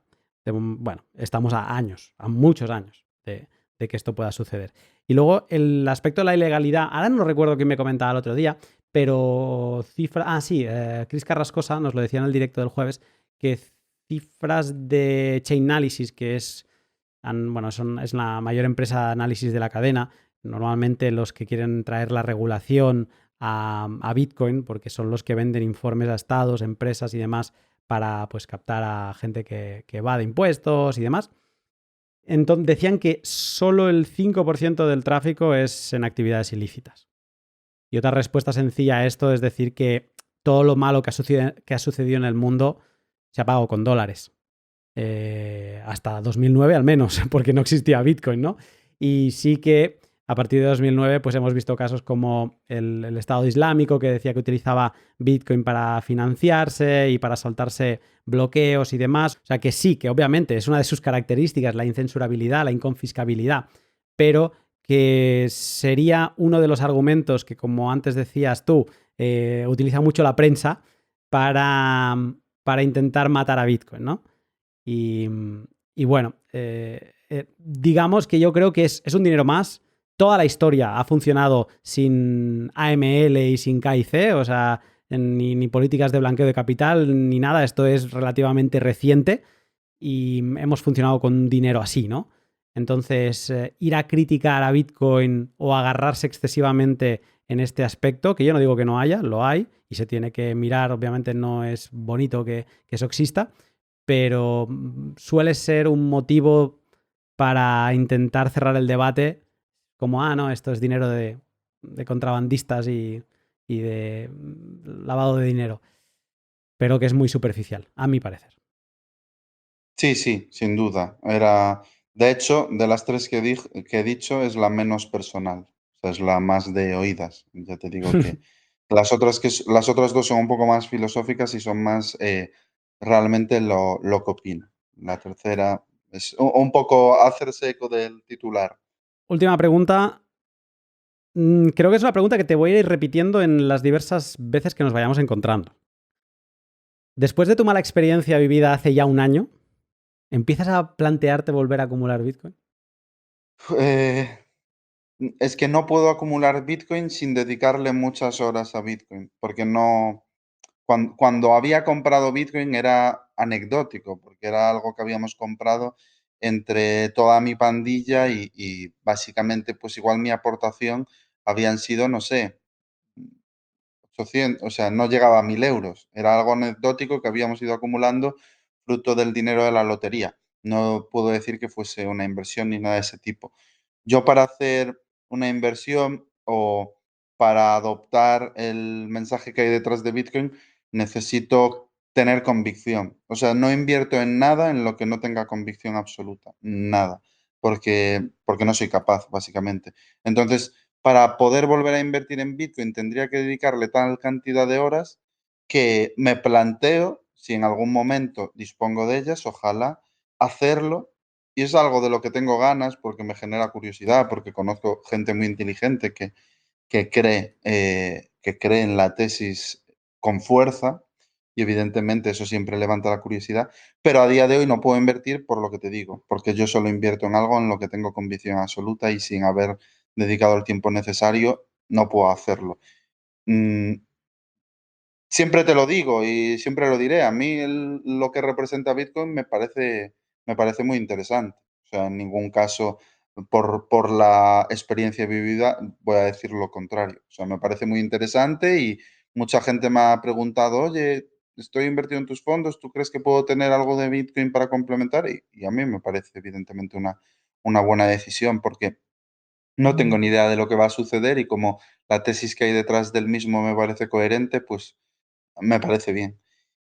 Pero bueno, en mi caso necesito leer mucho y bueno, a ver si retomo el hábito de la lectura, porque en mi vida desde hace 6 7 meses se ha vuelto un poco más desestructurado, más caótica, y si consigo poner orden los siguientes meses para volver a organizarme con la lectura, que antes leía todas las semanas prácticamente un libro, em, una de las temáticas que tengo máxima prioridad es Bitcoin, el libro de Álvaro y muchos otros libros que me han recomendado y que tengo ya en mi biblioteca serán de los primeros a los que le dedique tiempo. Y bueno, ojalá que adquiera la convicción que tienes tú y muchos otros y pues claro que sí, o sea, no, Y que acabes ahorrando y no invirtiendo. es exacto, exacto. Nunca me cerraré a nada. Obviamente a temas, pues, como las criptomonedas que me comenta un niño de 13 años y ya está. Sí, no voy a dedicar tiempo a todo lo que me comentan, pero a algo como lo que vosotros defendéis, pues sí, por supuesto. Vamos a mover este libro de Álvaro porque yo no sé si te pasará lo mismo, si serán esas mismas razones, pero hace un tiempo que me cuesta mucho concentrarme leyendo un libro. He pasado a algo que pensaba que nunca haría, que son los audiolibros, un poco por lo mismo que los podcasts. Y el libro de Álvaro ha sido de los pocos que me han enganchado. Es un libro de 70 páginas, ligero, súper que te empieza a entrar como a poco y después te empieza como a reventar la cabeza por dentro y que cuando te quieres dar cuenta te lo has acabado. Así que bueno, vamos a hacerte llegar ese libro a ver si encuentras el ratito. Carlos, ha sido un placer volver a hablar contigo y muchas gracias por tu tiempo. Nada, gracias a ti. Será un placer enorme leer el libro que, vamos, me tiene una pinta súper interesante y por lo que me comentó mi tocayo Carlos, los planteamientos de Álvaro, que yo no lo conozco, pero lo que me dijo que defendía me pareció también de una profundidad y un interés bastante elevado. O sea, me llamó mucho la atención. Y lo dicho, que muchas gracias por invitar, que siempre es un placer hablar contigo. O sea, considero que eres una persona que aporta mucho.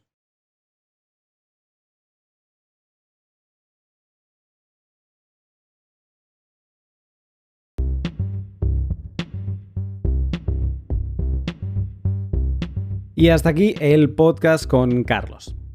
Da gusto escuchar a Carlos y bueno, y sobre todo también salir de la cámara de eco que es el mundo Bitcoin y escuchar a alguien pues con otras perspectivas, con dudas y también que te abra la manera de pensar y de entender de un sector que no conoces. Yo, del lado de la inversión, de las bolsas y demás, o sea, soy un cero a la izquierda. Nunca me he puesto ni a comprar stocks, ni a jugar con Forex, nada por el estilo. Entonces, me resulta como bastante interesante escuchar a alguien como Carlos, que como bien contaba, no se fija en rendimientos, sino que busca entender el potencial de esas empresas o de esos bonos determinados para acabar creando esa cartera permanente. Curioso también lo de la cartera permanente, con ese 25% de oro. A lo mejor en un futuro hay también una cartera permanente plus con Bitcoin en lugar de oro, o repartiéndose el pastel con el oro, ya veremos. Pero muy curioso también lo de los porcentajes negativos, que la gente... O sea, yo pensaba que me iba a decir que la gente que había comprado bonos, pues que le había ido fatal por esto de que había tenido que estar pagando por tener esos bonos, ¿no? Y no, me ha parecido curiosísimo que dijeran, no, pero es que como ha ido a peor, como se ha puesto más negativo, pues la gente ha ganado dinero. Digo, hostia, yo esto ya no entiendo nada. Y lo bonito de Bitcoin es que lo acumulas y ya, no tienes que romperte la cabeza. Es una de las maravillas de este dinero vago, lazy money, como le llamo yo, o al menos hasta ahora no hace falta que te rompas mucho la cabeza, porque pocas cosas va a haber que te devuelvan o que te den mayor satisfacción que simplemente holdear Bitcoin. Bueno, este pod, aparte de los sponsors que ya te he ido mencionando, también está patrocinado, sponsorizado por los sponsors particulares, mis Patreon. Gracias a todos vosotros, colonos, selenitas, pioneros, Voyager, que mes a mes me apoyáis económicamente para que pueda seguir dedicando el máximo de tiempo posible a preparar estos podcasts. Si te gusta el trabajo que realizo, te animo a que eches un vistazo a mi Patreon. Lo llevo manteniendo desde inicios de 2020 y en él encontrarás artículos de todo tipo, pero de criptografía. Por ejemplo, esta semana he publicado una primera parte ya traducida de la entrevista de Lob al español. Pues la tienes ahí ya para ir haciendo avanzadilla. Y también está el micropodcast Mempool, solo accesible en esta comunidad y donde explico en qué estoy trabajando en cada momento. Puedes apoyarme también practicando el valor por valor, escuchando mis podcasts en Breeze o Fountain, mientras me retransmites por cada minuto que escuches, 10, 25 o los sats que desees. Y por último también puedes apoyarme dándole like, retweet y en definitiva compartiendo los pods que más te gusten. Ahora sí, hasta aquí el pod. Que pases una gran semana y te saludo pronto.